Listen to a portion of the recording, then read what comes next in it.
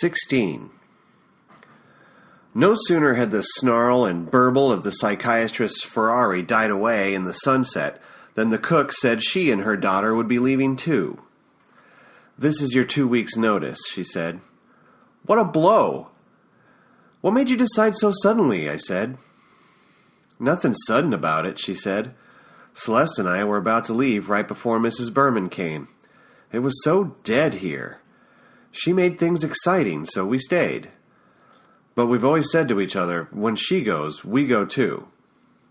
"I really need you," I said. "What could I do to persuade you to stay?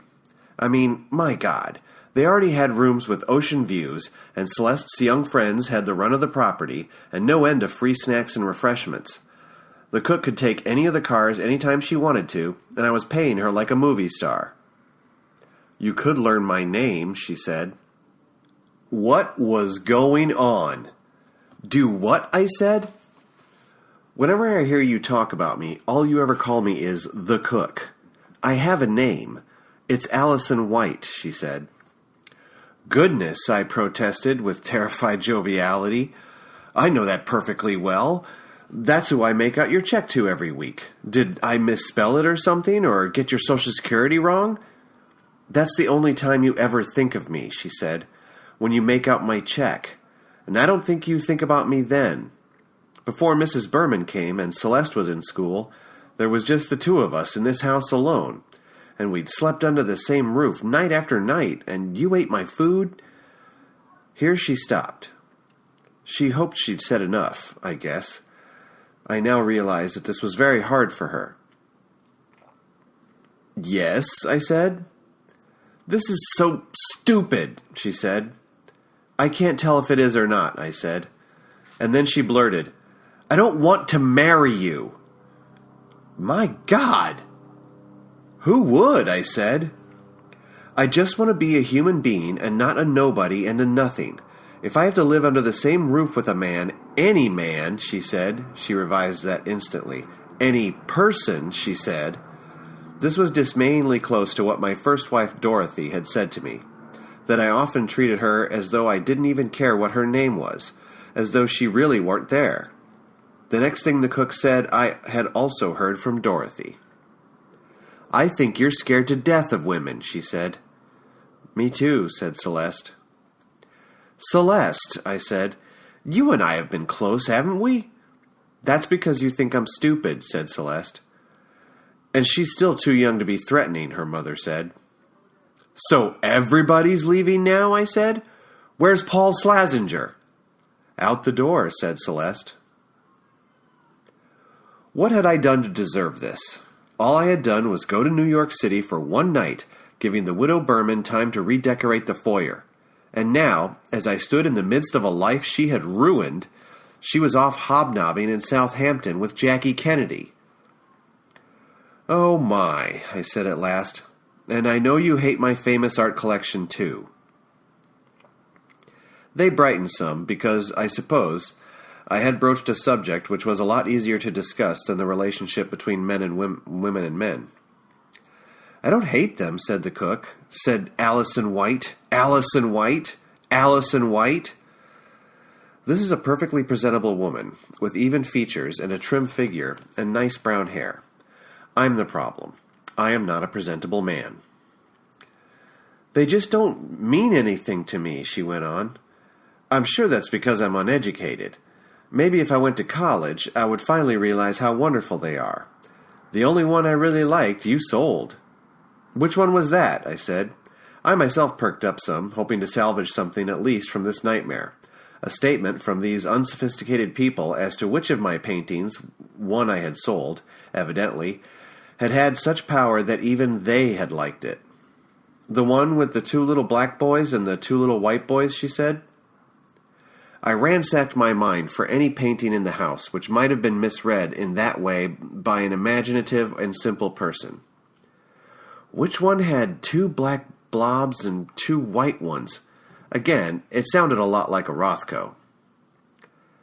But then I caught on that she was talking about a painting I had never considered a part of my collection, but simply a souvenir. It was by none other than Dan Gregory. It was a magazine illustration for a Booth Tarkington story about an encounter in the back alley of a Midwestern town. Not in this century, but in the one before, between two white boys and two black, about 10 years old. In the picture, they were obviously wondering if they could be playmates, or whether they had better go their separate ways. In the story, the two black boys had very comical names, Herman and Vermin. I often heard it said that nobody could paint black people like Dan Gregory. But he did it entirely from photographs. One of the first things he ever said to me was that he would never have a black person in his house. I thought that was great. I thought everything he said was great for a little while. I was going to become what he was, and regrettably did in so many ways. I sold that painting of the two black boys and the two white boys to a real estate and insurance millionaire in Lubbock, Texas, who has the most complete collection of Dan Gregory paintings in the world, he told me. As far as I know, he has the only such collection, for which he has built a large private museum. He discovered somehow that I used to be Gregory's apprentice, and he called me up to ask if I had any of my master's works I was willing to part with. I had only that one, which I hadn't looked at for years, since it hung in the bathroom of one of the many guest rooms here, which I had no reason to enter. You sold the only picture that was really about something, said Allison White. I used to look at it and try to guess what would happen next. Oh, one last thing Allison White said to me before she and Celeste went upstairs to their quarters, which had priceless ocean views. We'll get out of your way now, she said, and we don't care if we ever find out what's in that potato barn. So there I was, all alone downstairs. I was afraid to go upstairs. I didn't want to be in the house at all, and seriously considered taking up residence again as what I had been to dear Edith after her first husband died, a half-tame old raccoon in the potato barn. So I went walking for hours on the beach, all the way to Sagaponack and back again, reliving my blank-brained, deep-breathing hermit days. There was a note on the kitchen table from the cook, from Allison White, saying my supper was in the oven, so I ate it. My appetite is always good. I had a few drinks, listened to some music. There was one thing I learned during my 8 years as a professional soldier which proved to be very useful in civilian life: how to fall asleep almost anywhere, no matter how bad the news may be. I was awakened at 2 a.m. by someone rubbing the back of my neck so gently. It was Circe Berman. Everybody's leaving, I said. The cook gave notice. In 2 weeks she and Celeste will be gone. No, she said. I've talked to them, and they're staying. Thank God, I said. What did you say to them? They hate it here. I promised them I wasn't leaving, she said, so they'll stay too. Why don't you go up to bed now? You'll be very stiff in the morning if you spend all night down here. Okay, I said groggily. Mama's been out dancing, but she's home again, she said. Go to bed, Mr. Karabakian. All's well with the world. I'll never see Slazenger again, I said. What do you care, she said. He never liked you, and you never liked him. Don't you know that? 17. We made some sort of contract that night. It was as though we had been negotiating its terms for quite some time. She wanted this, I wanted that. For reasons best known to herself, the widow Berman wants to go on living and writing here rather than returning to Baltimore. For reasons all too clear to myself, I am afraid, I want someone as vivid as she is to keep me alive. What is the biggest concession she has made? She no longer mentions the potato barn. To return to the past. After Den Gregory, at our first meeting, ordered me to make a super-realistic painting of his studio, he said that there was a very important sentence he wanted me to learn by heart. This was it. The Emperor has no clothes. Let me hear you say it, he said. Say it several times. So I did. The emperor has no clothes. The emperor has no clothes. The emperor has no clothes. That was really fine performance, he said. Really topping. Really first-rate. He clapped his hands appreciatively. How was I supposed to respond to that? I felt like Alice in Wonderland. I want you to say that out loud, and with just that degree of conviction, he said. Anytime anyone has anything good to say about so-called modern art. Okay, I said. It's the work of swindlers and lunatics and degenerates, he said. And the fact that many people are now taking it seriously proves to me that the world has gone mad. I hope you agree. I do, I said. It sounded right to me. Mussolini thinks so too, he said. Do you admire Mussolini as much as I do? Yes, sir, I said. You know the first two things Mussolini would do if he took over this country, he said. No, sir, I said. He would burn down the Museum of Modern Art and outlaw the word democracy. After that, he would make up a word for what we really are. Make us face up to what we really are and always have been, and then strive for efficiency. Do your job right, or drink castor oil. About a year later, I got around to asking him what he thought the people of the United States really were. And he said, spoiled children who are begging for a frightening but just daddy to tell them exactly what to do. Draw everything the way it really is, he said. Yes, sir, I said. He pointed to a clipper ship model on a mantelpiece in the murky distance. That, my boy, is the sovereign of the seas, he said, which, using nothing but wind power, was faster than most freighters are today. Think of that. Yes, sir, I said. And when you put it into that wonderful picture you are going to paint of this studio, you and I are going to go over your rendering of it with a magnifying glass. Any line in the rigging I care to point to, I expect you to tell me its name and what its function is. Yes, sir, I said. Pablo Picasso could never do that, he said. No, sir, I said. He removed from a gun rack a Springfield 1906 rifle, then the basic weapon for the United States infantry. There was an Enfield rifle in there, too, the basic weapon of the British infantry, a sort of gun which may have killed him. When you include this perfect killing machine in your picture, he said of the Springfield, I want it so real that I can load it and shoot a burglar. He pointed to a nubbin near the muzzle and asked me what it was. I don't know, sir, I said. The bayonet stud, he said. He promised me that he was going to triple or quadruple my vocabulary, starting with the parts of the rifle, each of which had a specific name. He would go from that simple exercise, he said, requiring of every Army recruit, to the nomenclature of all the bones, sinews, organs, tubes, and wires in the human body, required of every student in medical school. This had been required of him as well, he said, during his Moscow apprenticeship. He asserted that there would be a spiritual lesson for me in my study of the simple rifle, and then the bewilderingly complex human body, since it was the human body the rifle was meant to destroy. Which represents good and which represents evil, he asked me, the rifle or the rubbery, jiggling, giggling bag of bones we call the body? I said that the rifle was evil and the body was good. But don't you know that this rifle was designed to be used by Americans defending their homes and honor against wicked enemies, he said. So I said a lot depended on whose body and whose rifle we were talking about, that either one of them could be good or evil. And who renders the final decision on that, he said. God, I said. I mean here on earth, he said. I don't know, I said. Painters and storytellers, including poets and playwrights and historians, he said.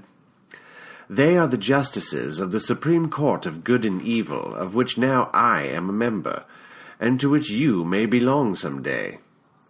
How was that for delusions of moral grandeur? Yes, and now that I think about it, maybe the most admirable thing about the abstract expressionist painters, since so much senseless bloodshed had been caused by cockeyed history lessons, was their refusal to serve on such a court. Dan Gregory kept me around as long as he did, about 3 years, because I was servile, and because he needed company, since he had alienated most of his famous friends with his humorlessness and rage during political arguments. When I said to Gregory that first night that I had heard the famous voice of W.C. Fields from the top of the spiral staircase, he replied that Fields would never be welcome in his house again, and neither would Al Jolson, or any of the others who had drunk his liquor and eaten his food that night. "They simply will not understand," he said. "No, sir," I said. And he changed the subject to Marilee Kemp. He said she was clumsy to begin with, but had gotten drunk on top of that, and had fallen downstairs. I think he honestly believed that by then. He could easily have indicated which stairs she had fallen down, since I was standing right at the top of them, but he didn't. He felt it sufficed to let me know that she had fallen downstairs somewhere. What did it matter where? While he went on talking about Marilee, he never mentioned her name again. She simply became women.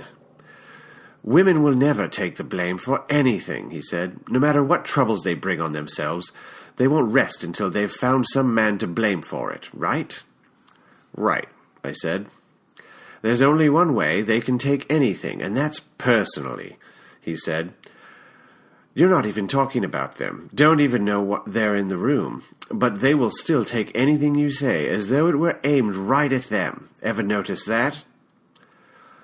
"Yes, sir," I said. It seemed that I had noticed that, now that he mentioned it. "Every so often, they will get it into their heads that they understand what you're doing better than you do yourself," he said. "You've just got to throw them out, or they will screw up everything. They've got their jobs, and we've got ours. We never try to horn in on them, but they'll horn in on us every chance they get. You want some good advice?" "Yes, sir," I said. "Never have anything to do with a woman who would rather be a man," he said. "That means she's never going to do what a woman is supposed to do, which leaves you stuck with both what a man's supposed to do and what a woman's supposed to do. You understand what I'm saying?" "Yes, sir, I do," I said. He said that no woman could succeed in the arts or sciences or politics or industry, since her basic job was to have children and encourage men and take care of the housework. He invited me to test this statement by naming, if I could, 10 women who had amounted to anything in any field but domesticity. I think I could name 10 now, but back then all I could come up with was St. Joan of Arc. "Jeanne d'Arc," he said, "was a hermaphrodite."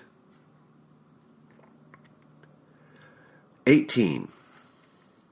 I don't know where this fits into my story, and probably it doesn't fit in at all. It is certainly the most trivial footnote imaginable in the history of abstract expressionism, but here it is. The cook who had begrudgingly fed me my first supper in New York City, and who kept asking, "What next? What next?" died 2 weeks after I got there. That finally became what was going to happen next. She would drop dead in Turtle Bay Chemists, a drugstore 2 blocks away. But here was the thing. The undertaker discovered that she wasn't just a woman, and she wasn't just a man either. She was somewhat both. She was a hermaphrodite. An even more trivial footnote. She would be promptly replaced by Dan Gregory's cook, by Sam Wu, the laundryman. Marilee arrived home from the hospital in a wheelchair 2 days after my arrival. Dan Gregory did not come down to greet her. I don't think he would have stopped working if the house were on fire. He was like my father making cowboy boots, or Terry Kitchen with his spray gun, or Jackson Pollock dribbling paint on a canvas on the floor. When he was doing art, the whole rest of the world dropped away. And I would be like that too after the war, and it would wreck my first marriage and my determination to be a good father. I had a very hard time getting the hang of civilian life after the war, and then I discovered something as powerful and irresponsible as shooting up with heroin. If I started laying on just one color of paint to a huge canvas, I could make the whole world drop away. And Gregory's total concentration on his work for 12 or more hours a day meant that I, as his apprentice, had a very easy job indeed. He had nothing for me to do, and did not want to waste time inventing tasks. He had told me to make a painting of his studio, but once he himself got back to work, I think he forgot all about it. Did I make a painting of his studio, which was virtually indistinguishable from a photograph? Yes, I did. Yes, I did. But I was the only person who gave a damn if I even tried to work on such a miracle or not. I was so unworthy of his attention, so far from being a genius, a Gregorian to his Beskudnikov, a threat or a son or whatever, that I might as well have been his cook, who had to be told what to prepare for dinner. Anything, roast beef, paint a picture of this studio, who cares, broccoli. Okay, I would show him, and I did. It was up to his real assistant, Fred Jones, the World War I aviator, to think up work for me to do. Fred made me a messenger, which must have been a terrible blow for the messenger service he had been using. Somebody who desperately needed a job, any kind of job, must have been thrown out of work when Fred gave me a handful of subway tokens and a map of New York City. He also set me the task of cataloging all the valuable objects in Gregory's studio. Won't that bother Mr. Gregory while he's working? I said. And he said, you could saw him off at the waist while singing the Star-Spangled Banner and he wouldn't notice. Just keep away from his eyes and hands. So I was up in the studio, just a few feet from Dan Gregory, itemizing in a ledger his extensive collection of bayonets, when Marilee came home. I remember still how full of bad magic all those spear points to be put on the end of rifles seemed to be. One was like a sharpened curtain rod, another was triangular in cross-sections so that the wound it made wouldn't close up again, and keep the blood and guts from falling out. Another one had saw teeth, so it could work its way through bone, I guess. I can remember thinking that war was so horrible that, at last, thank goodness, nobody could ever be fooled by romantic pictures and fiction and history into marching to war again. Nowadays, of course, you can buy a machine gun with a plastic bayonet for your little kid at the nearest toy boutique. The sounds of Marilee's homecoming floated up from down below. I myself, so much in her debt, didn't hurry down to greet her. I think the cook and my first wife were right. I have always been leery of women, possibly because, as Circe Berman suggested at breakfast this morning, I considered my mother faithless, since she had up and died on me. Maybe so. Anyway, she had to send for me, and I behaved with formality. I did not know that Gregory had almost killed her because of the art materials she had sent to me. If I had known that, I might still have been very formal. One thing, surely, which prevented my being effusive, was my own sense of my own homeliness and powerlessness and virginity. I was unworthy of her, since she was as beautiful as Madeleine Carroll, the most beautiful of all movie stars. She was cool and stiff with me, too, I have to say, possibly answering formality with formality. There was probably this factor, too. She wanted to make it clear to me, to Fred, to Gregory, to the hermaphrodite cook, to everybody, that she had not caused me to be brought all the way from the West Coast for purposes of hanky-panky. And if only I could get back there in a time machine, what incredible fortune I could tell for her. You will be as beautiful as you are now, but much, much wiser, when you and I are reunited in Florence, Italy after World War II. What a war you will have had. You and Fred and Gregory will have moved to Italy, and Fred and Gregory will have been killed in the Battle of Sidi Barrani in Egypt. You will have then won the heart of Mussolini's Minister of Culture, Bruno, the Oxford-educated Count Portamaggiore, one of Italy's largest landowners. He will also have been head of the British spy apparatus in Italy all through the war. When I visited her in her palace after the war, incidentally, she showed me a painting given to her by the mayor of Florence. It depicted the death of her late husband before a fascist firing squad near the end of the war. The painting was the sort of commercial kitsch Dan Gregory used to do, and of which I myself was, and remain, capable. Her sense of her place in the world back in 1933, with the Great Depression going on, revealed itself, I think, in a conversation we had about A Doll's House, the play by Henrik Ibsen. A new reader's edition of that play had just come out, with illustrations by Dan Gregory, so we both read it and then discussed it afterwards. Gregory's most compelling illustration showed the very end of the play, with the leading character, Nora, going out the front door of her comfortable house, leaving her middle-class husband and children and servants behind, declaring that she had to discover her own identity out in the real world before she could be a strong mother and wife. That is how the play ends. Nora isn't going to allow herself to be patronized for being as uninformed, and helpless as a child anymore. And Marilee said to me, "That's where the play begins, as far as I'm concerned. We never find out how she survived. What kind of job could a woman get back then? Nora didn't have any skills or education. She didn't even have money for food and a place to stay." That was precisely Marilee's situation too, of course.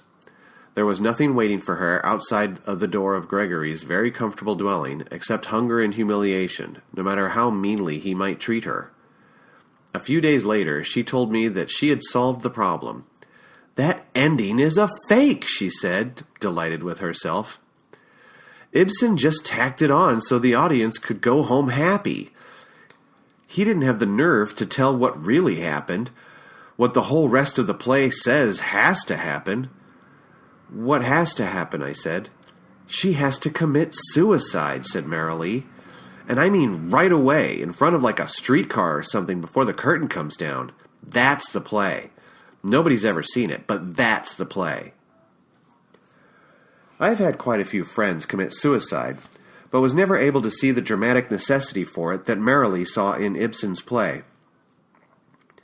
That I can't see that necessity is probably yet another mark of my shallowness as a participant in a life of serious art. These are just my painter friends who killed themselves, all with considerable artistic successes behind them, or soon to come. Arshile Gorky hanged himself in 1948. Jackson Pollock, while drunk, drove his car into a tree along a deserted road in 1956. That was right before my first wife and kids walked out on me. 3 weeks later, Terry Kitchen shot himself through the roof of his mouth with a pistol. Back when we all lived in New York City, Pollock and Kitchen and I, heavy drinkers all, were known in the Cedared Tavern as the Three Musketeers. Trivia question. How many of the Three Musketeers are alive today? Answer: me. Yes, and Mark Rothko, with enough sleeping pills in his medicine cabinet to kill an elephant, slashed himself to death with a knife in 1970. What conclusion can I draw from such grisly demonstrations of terminal discontent? Only this. Some people are a lot harder than others, with Marilee and me typifying those others, to satisfy. Marilee said this about Nora in A Doll's House. She should have stayed home and made the best of things. 19. Belief is nearly the whole of the universe, whether based in truth or not, and I believed back then that sperm, if not ejaculated, was reprocessed by healthy males into substances which made them athletic, merry, brave, and creative. Dan Gregory believed this too, and so did my father, and so did the United States Army, and the Boy Scouts of America, and Ernest Hemingway. So I cultivated erotic fantasies about making love to Marilee, and behaved as though we were courting sometimes, but only in order to generate more sperm which could be converted into the beneficial chemicals. I used to shuffle my feet for a long time on a carpet, and then give Marilee an electric shock with my fingertips when she wasn't expecting it, on the back of her neck, or her cheek, or a hand. How is that for pornography? I also got her to sneak off with me and do some things that would have made Gregory furious if he had found out about it, which was to go to the Museum of Modern Art. But she certainly wasn't about to promote me erotically above the rank of pest and playmate. Not only did she love Gregory, but he was also making it very easy for both of us to get through the Great Depression. First things first. Meanwhile, though, we were innocently exposing ourselves to a master seducer, against whose blandishments we were defenseless. It was too late for either of us to turn back by the time we realized how deeply embroiled we had let ourselves become. Want to guess who or what it was? It was the Museum of Modern Art. The theory that sperm, if unspent, was converted into cosmic vitamins seemed validated by my own performances. Running errands for Gregory, I became as cunning as a sewer rat about the fastest ways to get from anywhere to anywhere on the island of Manhattan. I quintupled my vocabulary, learning the names and functions of every important part of every sort of organism and artifact. My most thrilling accomplishment, however, was this. I finished a meticulously accurate painting of Gregory's studio in only 6 months. The bone was bone, the fur was fur, the hair was hair, the dust was dust, the soot was soot, the wool was wool, the cotton was cotton, the walnut was walnut, the oak was oak. The horsehide was horsehide, the cowhide was cowhide. The iron was iron, and the steel was steel. The old was old, and the new was new. Yes, and the water dripping from the skylight in my painting was not only the wettest water you ever saw. In each droplet, if you looked at it through a magnifying glass, there was the whole damn studio. Not bad, not bad. An idea has just come to me from nowhere, to wit. Might not the ancient and nearly universal belief that sperm could be metabolized into noble actions have been the inspiration for Einstein's very similar formula, E equals mc squared? Not bad, said Dan Gregory of my painting, and I imagine his feeling like Robinson Crusoe on the occasion of Crusoe's understanding that he no longer had his little island all to himself. There was now me to reckon with. But then he said, however, not bad is another term for disappointing, or worse, wouldn't you say? Before I could frame a reply, he had put the picture atop the glowing coals in the fireplace with the skulls on its mantelpiece. 6 months' painstaking work went up the flue in a moment. I managed to ask chokingly, perfectly aghast, what was the matter with it? No soul, he said complacently. So there I was in the thrall of the new imperial engraver, Beskudnikov. I knew what he was complaining about, and the complaint wasn't laughable coming from him. His own pictures were vibrant, with the full spectrum of his own loves, hates, and neutralities, as dated as that spectrum might seem today. If I were to visit that private museum in Lubbock, Texas, where so many of his works are on permanent display, the pictures would create for me a sort of hologram of Dan Gregory. I could pass my hand through it, but it would be Dan Gregory in 3 dimensions all the same. He lives! If I, on the other hand, were to die, God forbid, and if some magician were to recover every painting of mine, from the one Gregory incinerated to the last one I will ever do, and if these were to be hung in a great domed rotunda so as to concentrate the soul in each one at the same focal point, and if my own mother and the women who swore they loved me, which would be Marilee and Dorothy and Edith, were to stand for hours at that focal point, along with the best friend I ever had, who was Terry Kitchen, not one of them would find any reason to think about me except randomly. There would not be a trace of their dear departed Rabo-Karabakian, or of spiritual energy of any sort at the focal point. What an experiment! Oh, I know. I badmouthed Gregory's works a while back, saying he was a taxidermist, and that his pictures were always about a single moment rather than the flow of life, and so on. But he was sure a better painter than I ever could hope to be. Nobody could put more of the excitement of a single moment into the eyes of stuffed animals, so to speak, than Dan Gregory. Sears Berman has just asked me how to tell a good picture from a bad one. I said the best answer I had ever heard to that question, although imperfect, came from a painter named Sid Solomon, a man about my age who summers not far from here. I overheard him say it to a very pretty girl at a cocktail party maybe 15 years ago. She was so wide-eyed and on tippy-toe, she sure wanted to learn all about art from him. "How can you tell a good painting from a bad one?" he said. "This is the son of a Hungarian horse trainer. He has a magnificent handlebar mustache. All you have to do, my dear," he said, "is look at 1,000,000 paintings, and then you can never be mistaken." It's true! It's true! The present again. I must tell what happened here yesterday afternoon, when I received the first visitors to my collection since the foyer was, to use the decorator's term, redone. A young man from the State Department escorted 3 writers from the Soviet Union, one from Tallinn, Estonia, where Mrs. Berman's ancestors came from, after the Garden of Eden, of course, and 2 from Moscow, Dan Gregory's old hometown. Small world. They spoke no English, but their guide was an able interpreter. They made no comment on the foyer when they came in, and proved to be sophisticated and appreciative with respect to abstract expressionism. Quite a contrast with many other guests from the USSR. As they were leaving, though, they had to ask me why I had such trashy pictures in the foyer. So I gave them Mrs. Berman's lecture on the horrors which awaited these children, bringing them close to tears.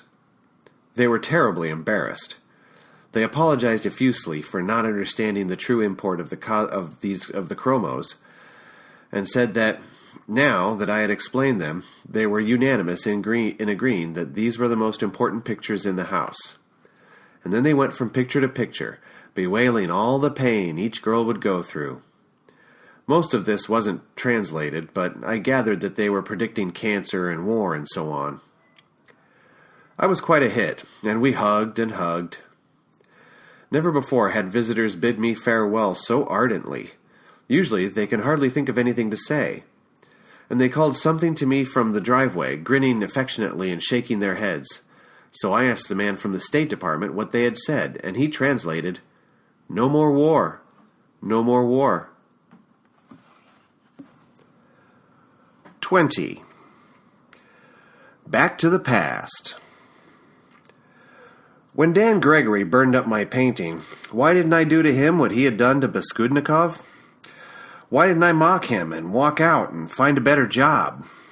For one thing, I had learned a lot about the commercial art world by then, and I knew that artists like me were a dime a dozen, and all starving to death. Consider all I had to lose: a room of my own, 3 square meals a day, entertaining errands to run all over town, and lots of playtime with the beautiful Marilee. What a fool I would have been to let self-respect interfere with my happiness. After the hermaphroditic cook died, incidentally, Sam Wu, the laundryman, asked for the job and got it. He was a wonderful cook of good, honest American food as well as Chinese delicacies, and Gregory continued to use him as a model for the sinister master criminal Fu Manchu. Back to the present. Sears Berman said to me at lunch today that I ought to try painting again, since it used to give me such pleasure. My dear wife Edith made the same suggestion one time, and I told Mrs. Berman what I told her. I have had all I can stand of not taking myself seriously. She asked me what had been the most pleasing thing about my professional life when I was a full-time painter. Having my first one-man show, gaining a lot of money for a picture, the comradeship with fellow painters, being praised by a critic, or what? We used to talk a lot about that in the old days, I said. There was general agreement that if we were put into individual capsules with our art materials and fired out into different parts of outer space, we would still have everything we loved about painting, which was the opportunity to lay on paint. I asked her, in turn, what the high point was for writers. Getting great reviews, or a terrific advance, or selling a book to the movies, or seeing somebody reading your book, or what? She said that she, too, could find happiness in a capsule in outer space, provided that she had a finished, proofread manuscript by her in there, along with somebody from her publishing house. I don't understand, I said. The orgastic moment for me is when I hand a manuscript to my publisher and say, "Here, I'm all through with it. I never want to see it again," she said. Back to the past again. Marilee Kemp wasn't the only one who was trapped in like Nora in a doll's house before Nora blew her cork. I was another one. And then I caught on. Fred Jones was still another one. He was so handsome and dignified and honored, seemingly to be of assistance to the great artist Dan Gregory in any way possible. But he was a Nora too. His life had been all downhill since World War I, when he had discovered a gift for flying rattle-trap kites, which were machine gun platforms. The first time he got his hands on the joystick of an airplane, he must have felt what Terry Kitchen felt when he gripped a spray gun. He must have felt like Kitchen again when he fired his machine guns up in the wild blue yonder, and saw a plane in front of him draw a helix of smoke and flame, ending in a sunburst far below. What beauty! So unexpected and pure, so easy to achieve. Fred Jones told me one time that the smoke trails of falling airplanes and observation balloons were the most beautiful things he ever expected to see. And I now compare his elation over arcs and spirals and splotches in the atmosphere with what Jackson Pollock used to feel as he watched what dribbled paint chose to do when it struck a canvas on his studio floor. Same sort of happiness. Except that what Pollock did lacked that greatest of all crowd pleasers, which was human sacrifice. But my point about Fred Jones is this. He had found a home in the Air Corps, just as I would find a home in the Corps of Engineers. And then he was kicked out for the same reason that I was. He had lost an eye somewhere. So there is something startling I might tell myself as a youth if I could get back to the Great Depression in a time machine. Psst, you. Little cocky Armenian kid. Yeah, you. Do you think Fred Jones is funny and sad at the same time? That's what you'll be someday, too. A one-eyed old soldier, afraid of women, and with no talent for civilian life. I used to wonder back then what it was like to have one eye instead of two, and experiment by covering one eye with a hand. The world didn't seem all that diminished when I looked at it with only one eye, nor do I feel today that having only one eye is a particularly serious handicap. Circe Berman asked me about being one-eyed after we had known each other less than an hour. She will ask anybody anything at any time. It's a piece of cake, I said. I remember Dan Gregory now, and he really did resemble, as W.C. Fields had said, a sawed-off Arapaho. And of Marilee and Fred Jones at his beck and call. I think what great models they would make for a Gregory illustration of a story about a Roman emperor with a couple of blonde, blue-eyed Germanic captives in tow. It is curious that Fred and not Marilee was the captive Gregory liked to parade in public all the time.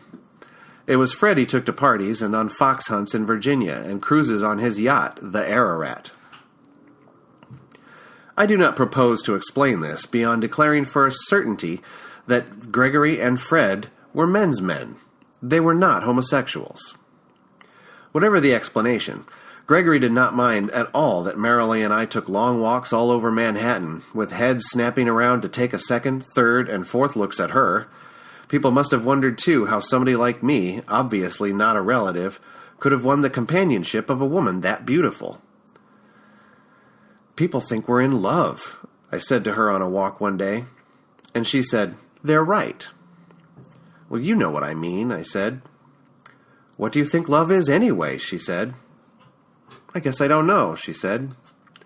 "You know the best part," she said, walking around like this and feeling good about everything. "If you missed the rest of it, I certainly wouldn't cry for you." So we went to the Museum of Modern Art for maybe the 50th time. I had been with Gregory for almost 3 years then, and was just a shade under 20 years old. I wasn't a budding artist anymore. I was an employee of an artist, and lucky to have a job of any kind. An awful lot of people were putting up with any sort of job, and waiting for the Great Depression to end, so that real life could get going again. But we would also have to get through another world war before real life could get going again. Don't you love it? This is real life we are now experiencing. But let me tell you, that life seemed as real as hell back in 1936, when Dan Gregory caught Marilee and me coming out of the Museum of Modern Art. 21. Dan Gregory caught Marilee and me coming out of the Museum of Modern Art, while a St. Patrick's Day parade was blatting and booming northward on Fifth Avenue, a half a block away. The parade caused Gregory's automobile, a convertible Cord, the most beautiful American means of transportation ever manufactured, to be stuck in traffic right in front of the Museum of Modern Art. This was a two-seater with the top down, and with Fred Jones, the old World War I aviator, at the wheel. What Fred may have been doing with his sperm I never found out. If I had to guess, I would say that he was saving it up like me. He had that look as he sat at the wheel of that sublime motor car. But the hell with Fred. He was going to be okay for quite a while longer, until he was shot dead in Egypt. Whereas I was about to go into the real world, ready or not, and try to stand on my own 2 feet. Everybody was wearing something green. Then, as now, even black people and Orientals and Hasidic Jews were wearing something green in order not to provoke arguments with Roman Catholic Irishmen. Marilee and Dan Gregory and I and Fred Jones were all wearing green. Back in Gregory's kitchen, Sam Wu was wearing green. Gregory pointed a finger at us. He was trembling with rage. "Caught you!" he shouted. "Stay right there! I want to talk to you!" He clambered over the car door, pushed his way through the crowd, and planted himself in front of us, his feet far apart, his hands balled into fists. He had often hit Marilee, but he had certainly never hit me. Oddly enough, nobody had ever hit me. Nobody has ever hit me. Sex was the cause of our excitement, youth versus age, wealth and power versus physical attractiveness, stolen moments of forbidden fun and so on.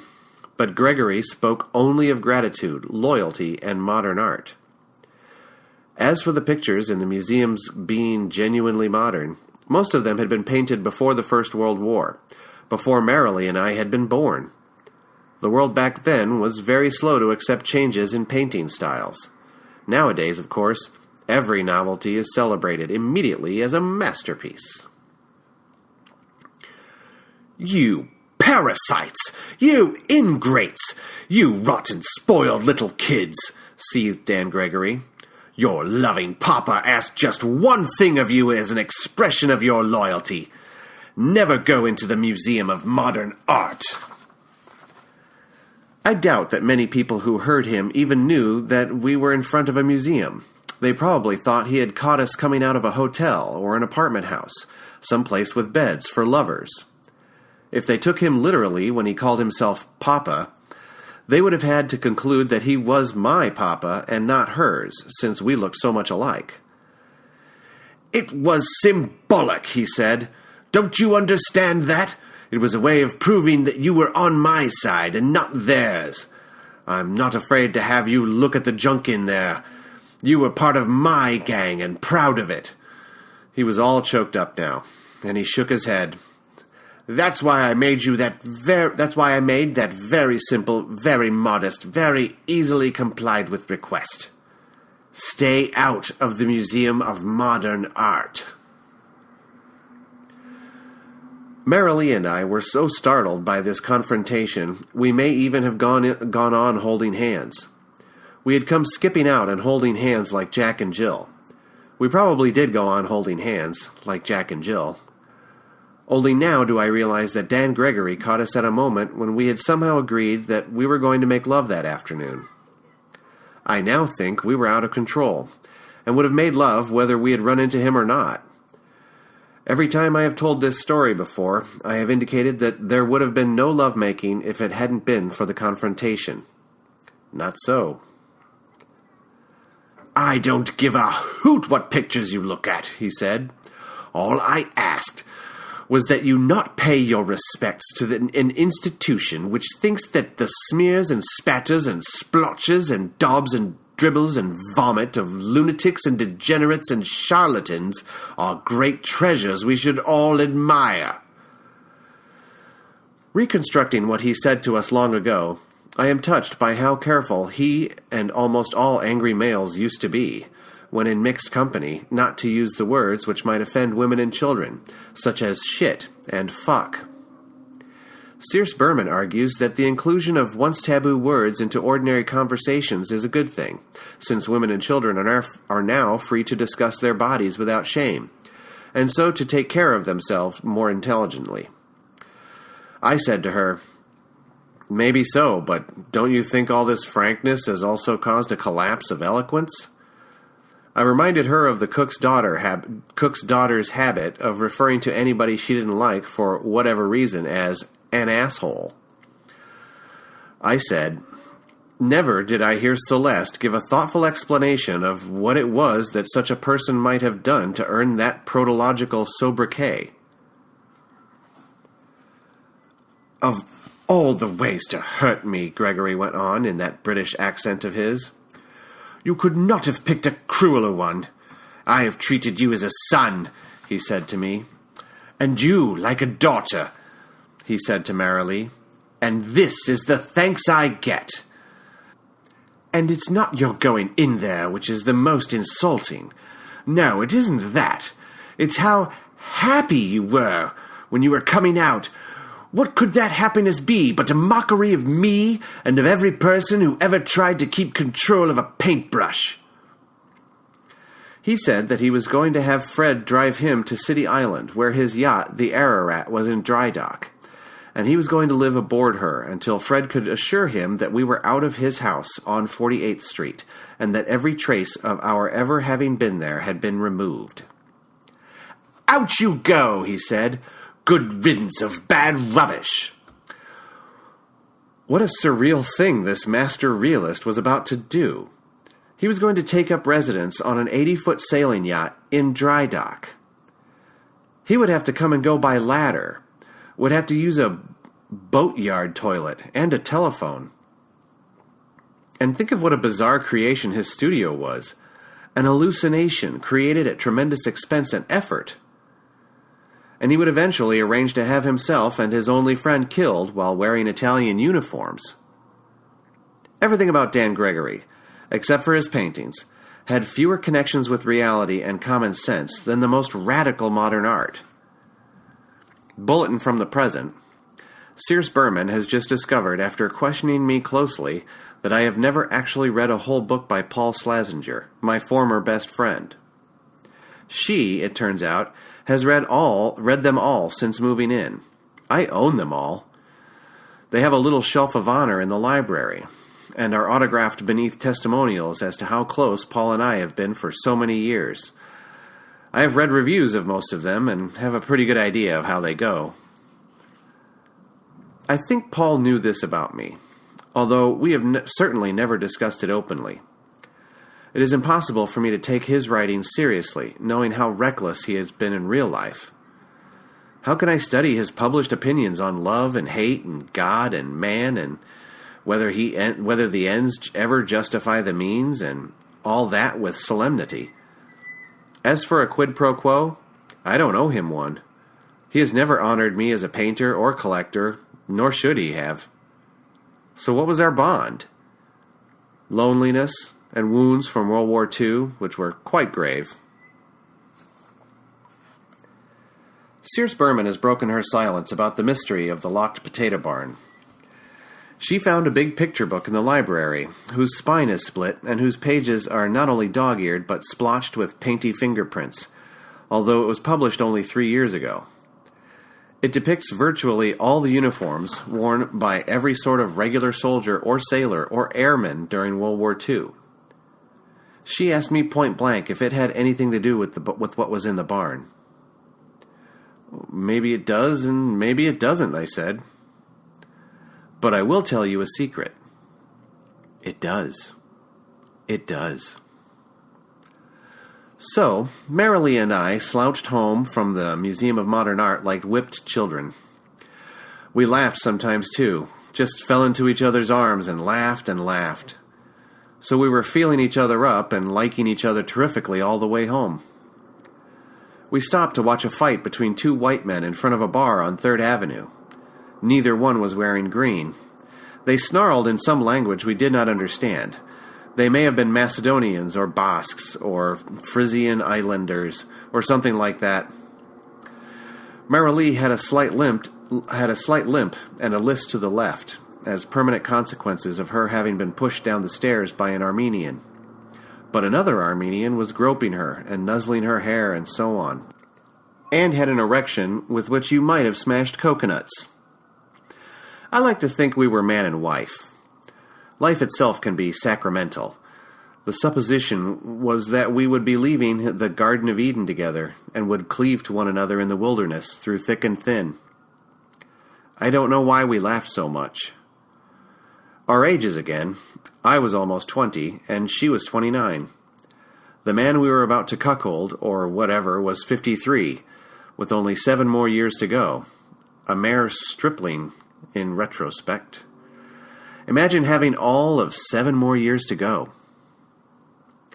Maybe Marilee and I laughed so much because we were about to do the one thing other than eat and drink and sleep which our bodies said we were on earth to do. There was no vengeance or defiance or defilement in it.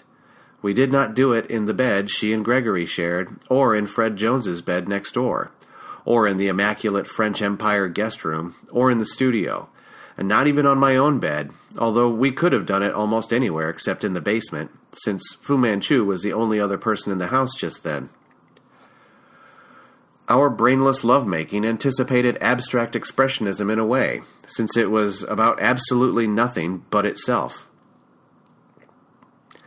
Yes, and I am reminded now of what the painter Jim Brooks said to me about how he operated, about how all the abstract expressionists operated. I lay on the first stroke of color. After that, the canvas has to do at least half the work. The canvas, if things were going well, would, after that first stroke, begin suggesting or even demanding that he do this or that. In Marilee's and my case, the first stroke was a kiss just inside the front door. A big, wet, hot, hilariously smeary thing. Talk about paint. Marilee's and my canvas, so to speak, called for more and wetter kisses, and then a groping, goosey, swooning tango up the spiral staircase and through the grand dining room. We knocked over a chair, which we set upright again. The canvas, doing all the work and not just half of it, sent us through the butler's pantry and into an unused storage room about 8 feet square. The only thing in there was a broken-down sofa, which must have been left by the previous owners. There was one tiny window looking northward into the leafless treetops of the back garden. We needed no further instructions from the canvas as to what to do, should we wish to complete a masterpiece. This we did. Nor did I need instructions from the experienced older woman as to what to do. Bullseye, and bullseye, and bullseye again. And it was so retroactive. This was something I had been doing all my life. It was so prospective, too. I would be doing one hell of a lot of this for the rest of my life. And so I did. Except that it would never be that good again. Never again would the canvas of life, so to speak, help me and a partner create a sexual masterpiece.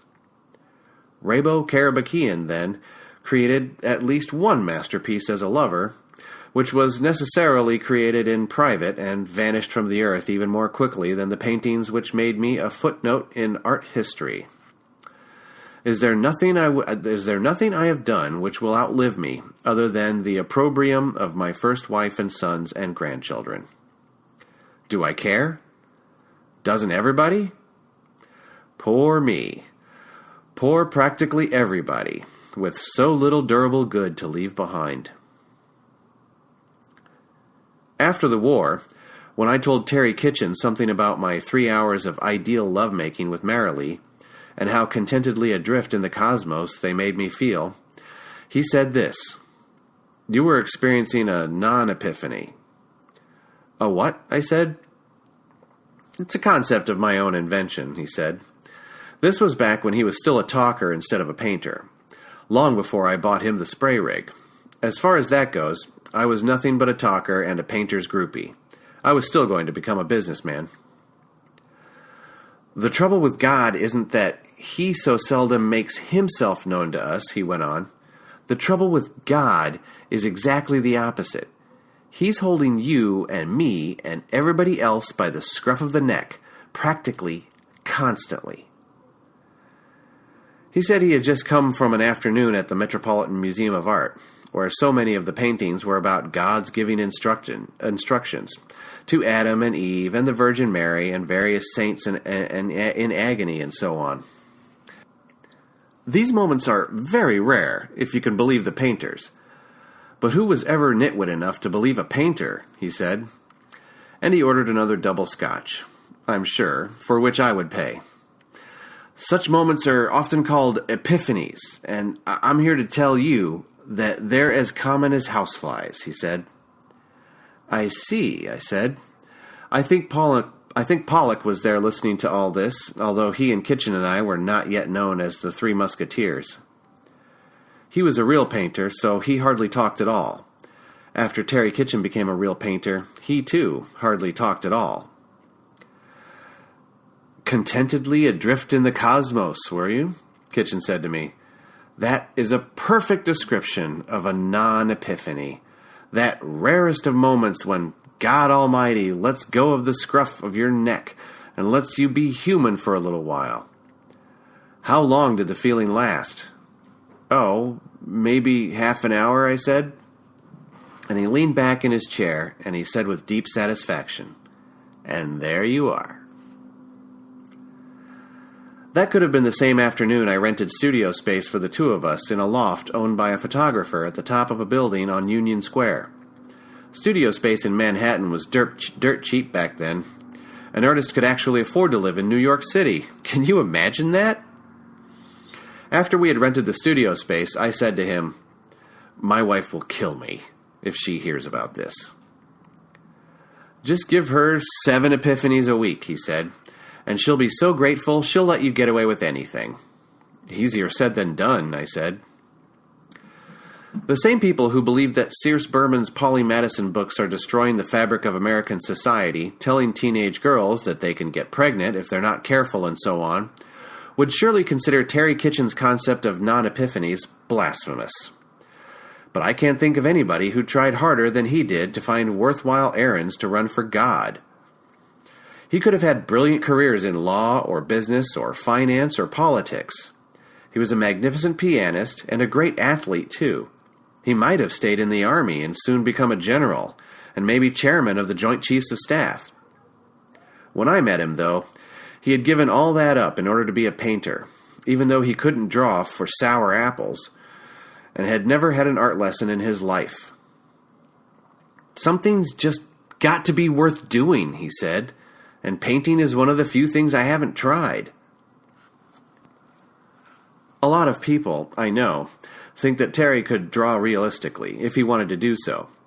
But their only proof of that is a small patch in a painting that used to hang in my foyer here. He never gave the picture a title, but it is now generally known as Magic Window. Except for one little patch, that picture is a typical Kitchen airbrush view of a brightly colored storm system, as viewed from an orbiting satellite, or whatever you want to call it. But the little patch, if examined carefully, turns out to be an upside-down copy of John Singer Sargent's full-length Portrait of Madame X, with her famous milk-white shoulders and ski-jump nose and so on. I'm sorry, folks. That whimsical insert, that magic window, wasn't Terry's work, and couldn't have been Terry's work. It was done at Terry's insistence by a hack illustrator with the unlikely name of Rabo Karabakian. Terry Kitchen said that the only moments he ever experienced as non-epiphanies, when God left him alone, were those following sex and the 2 times he took heroin. 22. Bulletin from the present. Paul Slazenger has gone to Poland, of all places. According to the New York Times this morning, he was sent there for a week by the international writers' organization called PEN, as a part of a delegation to investigate the plight of his suffocated colleagues there. Perhaps the Poles will reciprocate and investigate his plight in turn. Who is more to be pitied, a writer bound and gagged by policemen, or one living in perfect freedom who has nothing more to say? Bulletin from the present. The widow Berman has installed an old-fashioned pool table dead center in my living room, having sent the furniture it displaced to Home Sweet Home Moving and Storage. This is a real elephant, so heavy that jack posts had to be put in the basement to keep it from winding up down there amid the cans of Sateen Duralux. I haven't played this game since my army days, and never played it very well. But you should see Mrs. Berman clear the table of balls, no matter where they are. Where did you ever learn to shoot pool like that? I asked her. She said that after her father committed suicide, she dropped out of high school, and rather than be sexually promiscuous or become an alcoholic in Lackawanna, she spent 10 hours a day shooting pool instead. I don't have to play with her. Nobody has to play with her, and I don't suppose anybody had to play with her in Lackawanna. But a funny thing will happen. She will suddenly lose her deadly accuracy and have a fit of yawns and will scratch herself as though she had a fit of itching too. Then she will go up to bed and sometimes sleep until noon the next day. She is the moodiest woman I ever knew. And what of the broad hints I have given as to the secret of the potato barn? Won't she read them in this manuscript and easily guess the rest? No. She keeps her promises, and she promised me when I began to write that, once I reached 150 pages, if I ever reached 150 pages, she would reward me with perfect privacy in this writing room. She said further that when I got this far, if I got this far, this book and I would have become so intimate that it would be indecent for her to intrude. And that is nice, I guess, to have earned that through hard work, certain privileges, and marks of respect, except that I have to ask myself, who is she to reward or punish me? And what the hell is this, a nursery school or a prison camp? I don't ask her that, because then she might take away all my privileges. 2 dandified young German businessmen from Frankfurt came to see my wonderful collection yesterday afternoon. They were typical successful post-Nazi entrepreneurs to whom history was a clean slate. They were so new. Like Dan Gregory, they spoke English with upper-class British accents, but asked early on if Sears and I understood any German. They wanted to know, it became evident, whether or not they could communicate frankly to each other in that language without being understood. Sears and I said that we did not, although she was fluent in Yiddish, so I understood quite a lot, and so did I, having heard so much of it as a prisoner of war. We were able to crack their code to this extent. They were only pretending interest in my pictures. They were really after my real estate. They had come seeking signs in me of failing health or intelligence, or domestic or financial distress, which might make it easy for them to diddle me out of my priceless beachfront, where they would be pleased to erect condominiums. They got precious little satisfaction. After they had departed in their Mercedes coupe, Sears, the child of a Jewish pants manufacturer, said to me, the child of an Armenian shoemaker, "We are the Indians now." They were West Germans, as I say, but they could just as easily have been fellow citizens of mine from right down the beach. And I wonder now if that isn't a secret ingredient in the attitudes of so many people here, citizens or not, that this is still a virgin continent, and that everybody else is an Indian who does not appreciate its value, or is at least too weak or ignorant to defend itself. The darkest secret of this country, I am afraid, is that too many of its citizens imagine that they belong to a much higher civilization somewhere else. That higher civilization doesn't have to be another country. It can be the past instead. The United States as it was before it was spoiled by immigrants and the enfranchisement of the blacks. This state of mind allows too many of us to lie and cheat and steal from the rest of us, to sell us junk and addictive poisons and corrupting entertainments. What are the rest of us, after all, but subhuman aborigines? This state of mind explains a lot of American funeral customs, too. The message of so many obsequies here, if you think about it, is this: that the dead person has looted this alien continent and is now returning to his or her real home with the gold of El Dorado. But, back to 1936 again. Listen. Marilee's and my non-epiphany was soon over. We used it well. Each of us gripped the other's upper arms and palpated that there was what there was to palpate there, initiating, I suppose, an exploration from the very beginning of what sorts of devices we might be. There was warm, rubbery stuff over rods of some kind. But then we heard the big front door open and close downstairs. As Terry Kitchen once said of a post-coital experience of his own, the epiphany came back and everybody had to put on their clothes and run around like chickens with their heads cut off. As Marilee and I were dressing, I whispered to her that I loved her with all my heart. What else was there to say? "You don't. You can't," she said. She was treating me like a stranger. "I will be as great an illustrator as he is," I said. "With some other woman," she said, "not with me." Here we had made all this love, but she was acting as though I were a nobody trying to pick her up in a public place. "Did I do something wrong?" I said. "You didn't do anything right or wrong," she said, "and neither did I." She stopped dressing to look me straight in the eyes. I still had two. This never happened. She resumed the making of her toilette. "Feel better?" she said. I told her that I certainly did. "So do I," she said, "but it won't last long." Talk about realism. I thought we had made a contract to pair off permanently. Many people used to think that about sexual intercourse. I thought, too, that Marilee might now bear my child. I did not know that she had been rendered sterile by an infection she picked up during an abortion in supposedly germ-free Switzerland. There was so much I didn't know about her, and which I wouldn't find out for 14 years. "Where do you think we should go next?" I said. "Where do I think who should go next?" she said. "Us," I said. "You mean after we go leave this warm house forever, smiling bravely and holding hands?" she said. "There's an opera for you that'll break your heart." "Opera?" I said. "The beautiful worldly mistress of a great painter, twice her age, seduces his apprentice, almost young enough to be her son," she said. "They are discovered.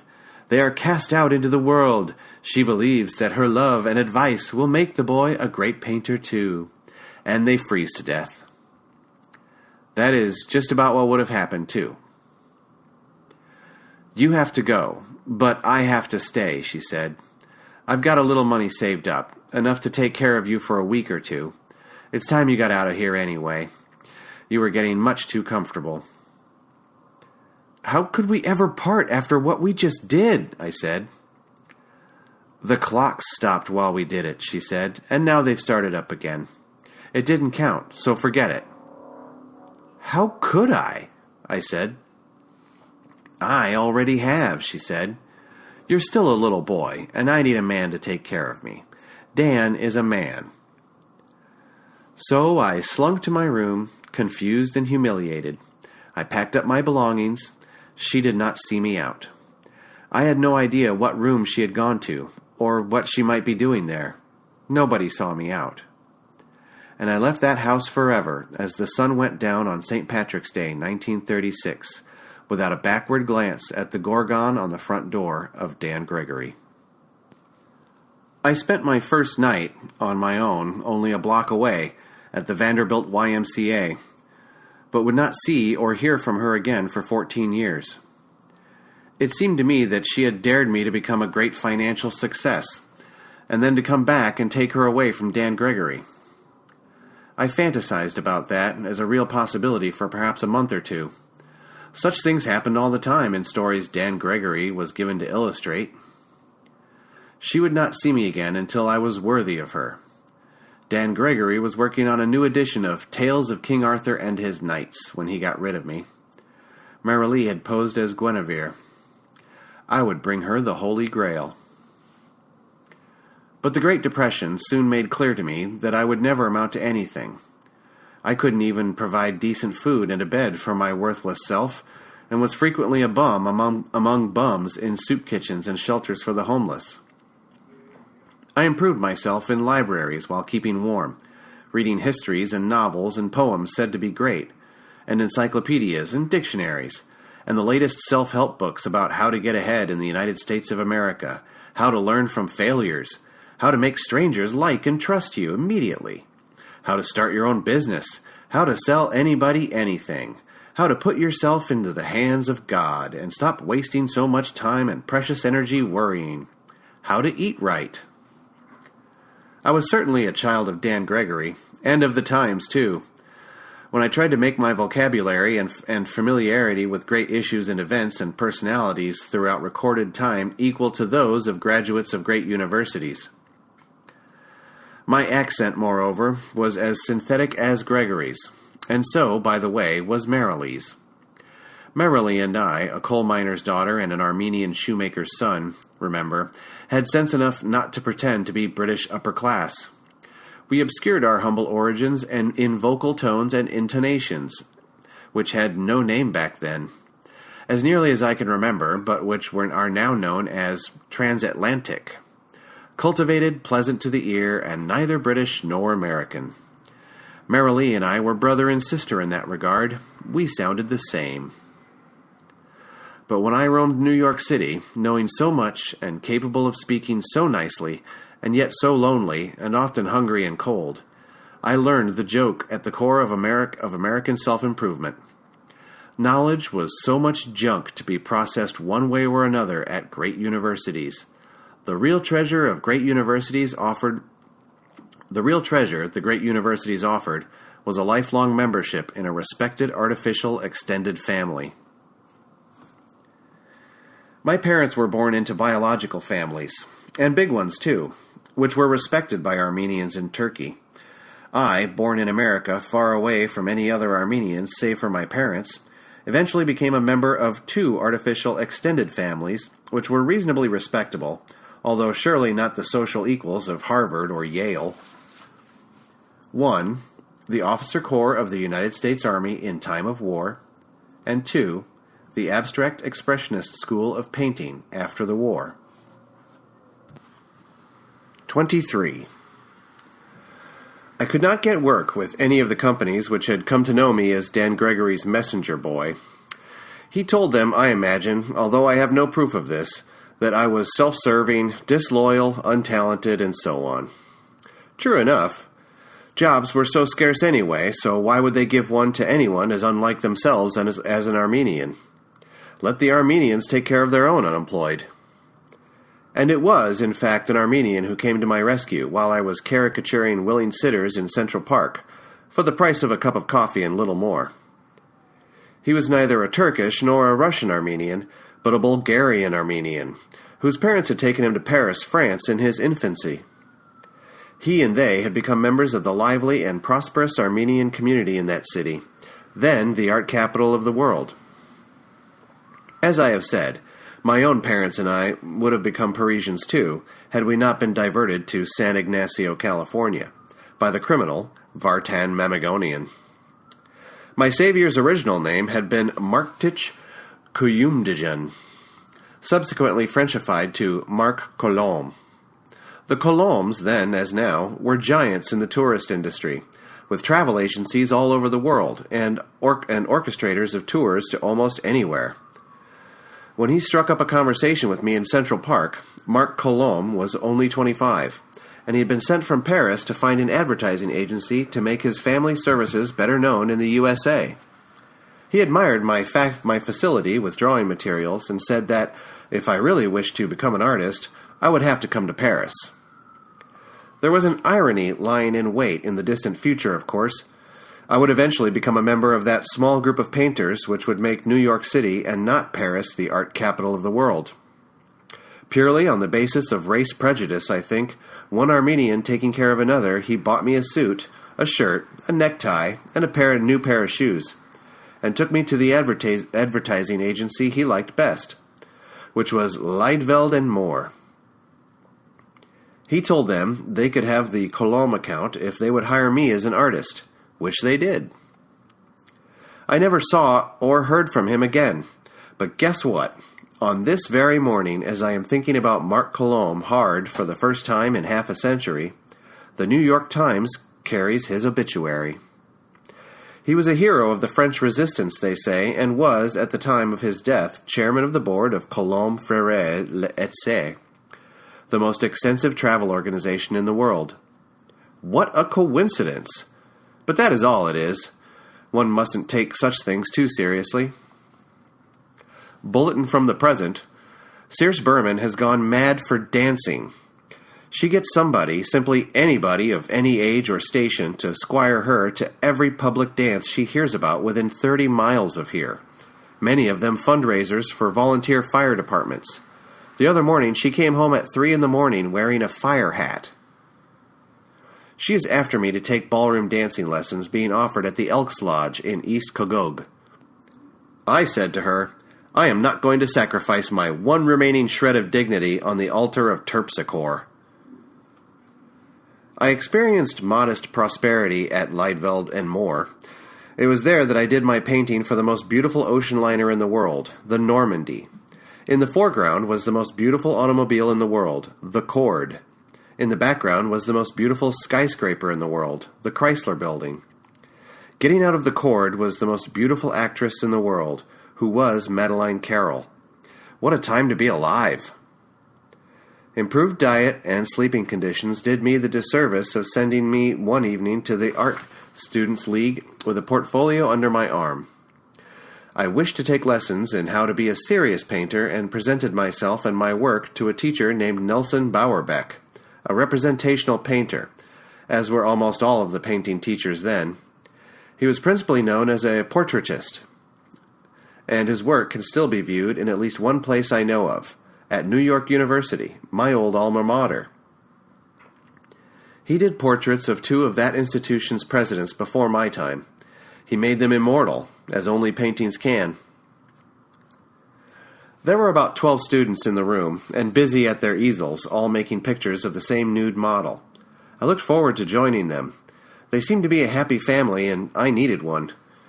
I was not a member of the family at Leidveld and Moore. There was resentment about how I'd got my job. Bowerbeck was old to be teaching, about 65, I guess. I knew from the head of the art department at the ad agency who had studied under him that he was a native of Cincinnati, Ohio, but had spent most of his adult life in Europe, as so many American painters used to do. He was so old that he had conversed, however briefly, with James Whistler and Henry James and Émile Zola and Paul Cézanne. He also claimed to have been a friend of Hitler in Vienna when Hitler was a starving artist before the First World War. Old Bowerbeck must have himself been a starving artist when I met him. Otherwise, he would not have been teaching at the Art Students' League and at such an advanced age. I have never been able to find out what finally became of him. Now you see him, now you don't. We did not become friends. He leafed through my portfolio while saying things like this, very quietly, thank God, so his students couldn't hear. Oh dear, dear, dear, dear. And, my poor boy. And, who did this to you? Or did you do this to yourself? I asked him what on earth was wrong, and he said, I'm not sure I can put it into words. He really did have to think hard about it. This is going to sound very odd, he said at last, but technically speaking, there's nothing you can't do. Do you understand what I'm saying? No, I said. I'm not sure I do either, he said. He screwed up his face. I think I think it is somehow very useful and maybe even essential for a fine artist to have to somehow make his piece on the canvas with all the things he cannot do. That is what attracts us to serious paintings, I think. That shortfall, which we might call personality, or even pain. I see, I said. He relaxed. I think I do too, he said. It's something I've never had to articulate before. How interesting. I can't tell if you've accepted me as a student or not, I said. No, I've rejected you, he said. It wouldn't be fair to either one of us if I were to take you on. I was angry. You've rejected me on the basis of some high-flown theory you just made up, I protested. Oh, no, he said. I rejected you before I thought of the theory. On the basis of what? I demanded. On the basis of the very first picture in your portfolio, he said. It told me, here is a man without passion. And I asked myself what I now ask you. Why should I teach him the language of painting, since there seems to be absolutely nothing which he is desperate to talk about? Hard times. So I signed up for a course in creative writing instead. Taught 3 nights a week at City College by a fairly famous short story writer named Martin Shoup. His stories were about black people, although he himself was white. Dan Gregory had illustrated at least a couple of them, with the customary delight and sympathy he felt for people he believed to be orangutans. Shoup said about my writing that I wasn't going to get very far until I became more enthusiastic about describing the looks of things, and particularly people's faces. He knew that I could draw, so he found it odd that I wouldn't want to go on and on about the looks of things. To anybody who can draw, I said, the idea of putting the appearance of anything into words is like trying to make a Thanksgiving dinner out of ball bearings and broken glass. Then perhaps you'd better resign from this course, he said, which I did. I have no idea what finally became of Martin Shoup either. Maybe he got killed in the war. Sears Berman never heard of him. Now you see him, now you don't. Bulletin from the present. Paul Schlesinger, who himself teaches creative writing from time to time, has come back into our lives in a great big way. All is forgiven, apparently. He is sound asleep here now in an upstairs bedroom. When he wakes up, we shall see what we shall see. The rescue squad of the Springs Volunteer Fire Department brought him here at about midnight last night. He had awakened his neighbors in Springs by yelling for help out different windows of his house. Maybe every window he owned before he was through. The rescue squad wanted to take him to the Veterans Administration Hospital at Riverhead. It was well known that he was a veteran. It is well known that I am a veteran. But he calmed down, and he promised the rescuers that he would be all right if they brought him over here. So they rang my doorbell, and I received them in the foyer with its pictures of little girls on swings. Supported and restrained in the midst of the compassionate volunteers was a straitjacket containing the frantic meat of Schlesinger.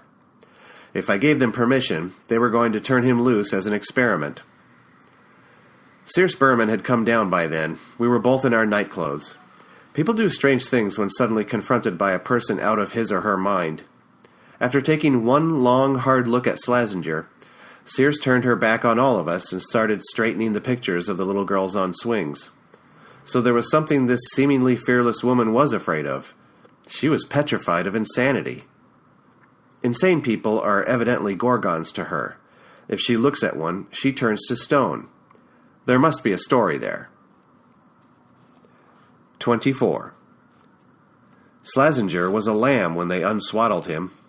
Just put me to bed, he said. He named the room he wanted to be put in, the one on the second floor with Adolf Gottlieb's Frozen Sounds No. 7 over the fireplace and a bay window looking across the dunes to the ocean. He wanted that room and no other, and seemed to feel entitled to sleep there. So he must have been dreaming in detail of moving in with me for hours at least, and maybe even for decades. I was his insurance plan. Sooner or later, he would give up, go limp, and have himself delivered to the beach house of a fabulously well-to-do Armenian. He incidentally was from a very old American family.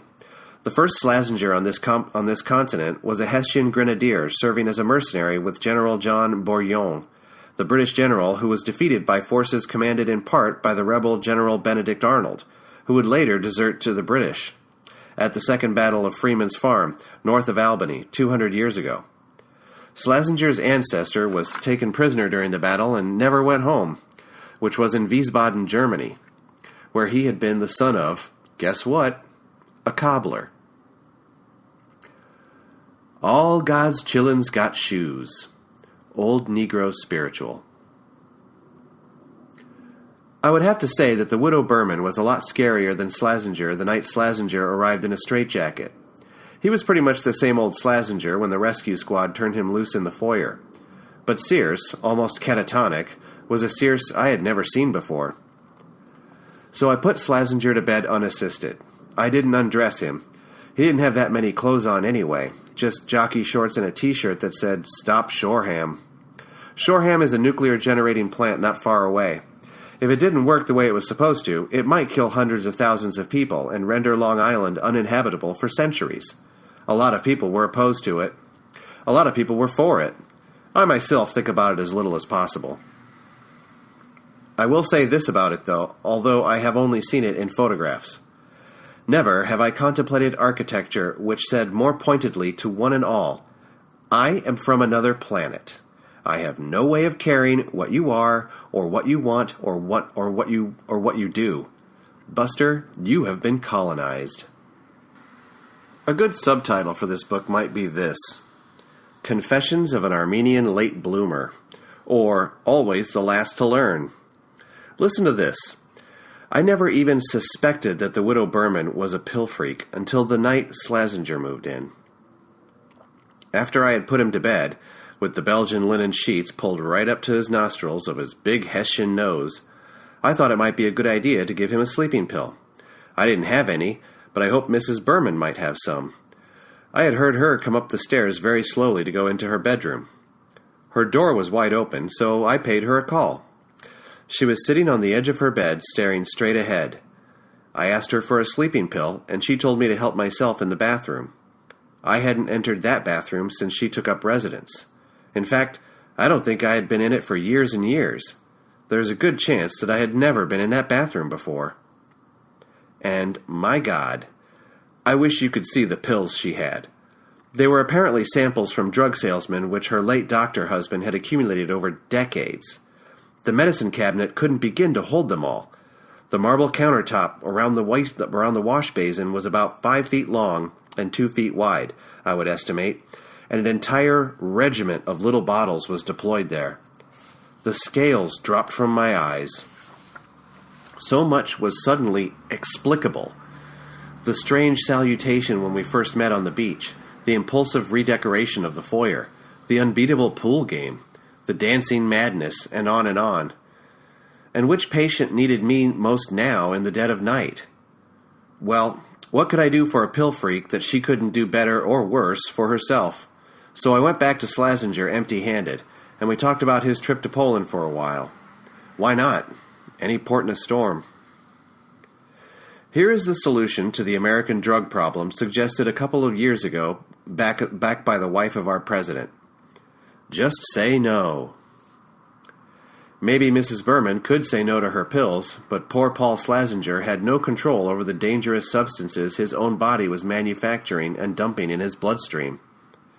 He had no choice but to think all kinds of crazy things, and I listened to him rave on a while about how well he could write, if only he were in hiding or in prison in Poland, and how the Polly Madison books were the greatest works of literature since Don Quixote. He did get off one pretty good crack about her, but I don't think it was meant to be a crack, since he was so rapt when he said it. He called her the Homer of the bubblegum crowd. And let's just get it out of the way right here and now about the merits of the Polly Madison books. To settle this question in my own mind, without having to actually read them, I have just solicited by telephone the opinions of a bookseller and a librarian in East Hampton, and also the widows of a couple of the old abstract expressionist gang who have teenage grandchildren now. They all said the same thing, boiling down to this: useful, frank, and intelligent, but as literature, hardly more than workmanlike. So there it is. If Paul Slazenger wants to keep out of the nut house, it certainly isn't going to help his case if he says he spent this past summer reading all the Polly Madison books. It won't help his case much either that when he was a mere stripling, he lay face down on a Japanese hand grenade, and has been in and out of laughing academies ever since. He was seemingly born not only with a gift for language, but with a particularly nasty clock which makes him go crazy every 3 years or so. Beware of God's bearing gifts! Before he went to sleep the other night, he said that he could not help being what he was, for good or ill, that he was that sort of molecule. Until the great atom smasher comes to get me, Raybo, he said, this is the kind of molecule I have to be. And what is literature, Raybo, he said, but an insider's newsletter about affairs relating to molecules, of no importance to anything in the universe but a few molecules who have the disease called thought. It's all so clear to me now, he said. I understand everything. That's what you said last time, I reminded him. Well, it's clear to me again, he said. I was put on Earth with only 2 missions. To get the Polly Madison books the recognition they deserve as great literature, and to publish my theory of revolution. Okay, I said. Does that sound crazy? He said. Yes, I said. Good, he said. 2 monuments I must build. One to her and one to me. 1,000 years from now, her books will still be read and people will still be discussing Schlesinger's theory of revolution. That's nice to think about, I said. He became foxy. I never told you my theory, did I? He said. No, I said. He tapped his temple with his fingertips. That's because I've kept it locked up here all these years in this potato barn, he said. You're not the only old man, Raybo, who has saved his best for last. What do you know about the potato barn, I said. Nothing. Word of honor, nothing. But why does an old man lock up anything so tight, unless he's saving the best for last, he said. It takes a molecule to know a molecule. What's in my barn is not the best, and it is not the worst, although it wouldn't have to be very good to be the best I ever did, and it would have to be pretty awful to be the worst, I said. You want to know what's in there? Sure, if you want to tell me, he said. It's the emptiest and yet the fullest of all human messages, I said. Which is, he said. Goodbye, I said. House party! And who prepares the meals and makes the beds for these increasingly fascinating guests of mine? The indispensable Allison White. Thank goodness Mrs. Berman talked her into staying. And while Mrs. Berman, who says she is 9/10 of the way through her latest epic, can be expected to return to Baltimore in the near future, Allison White will not leave me high and dry. For one thing, the stock market crash 2 weeks ago has reduced the demand for domestic help out this way. For another, she is pregnant again, and determined to carry the fetus to term, so she has begged permission to stay on with Celeste for the winter at least, and I have told her, the more the merrier. Perhaps I should have scattered milestones along this route my book has taken, saying, it is now the 4th of July, and they say this is the coolest August on record, and may have something to do with the disappearance of ozone over the North Pole, and so on. But I had no idea this was going to be a diary as well as an autobiography.